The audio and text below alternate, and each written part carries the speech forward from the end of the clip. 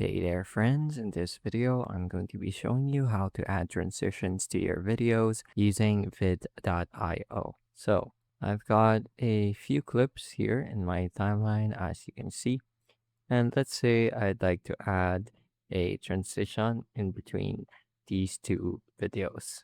So what I'm going to do is I'm going to take note of where the two videos in the timeline meet, and I'm going to click on one of them, and you're going to notice a menu pops up here below the playback viewer, and you can go ahead and click on transitions.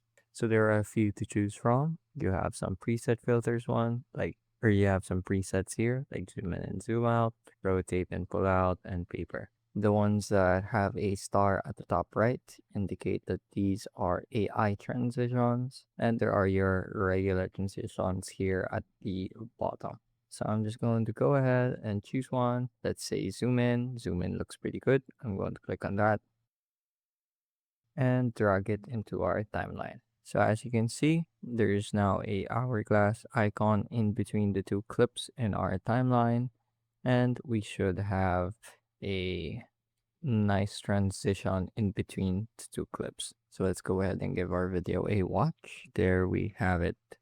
So overall, pretty easy.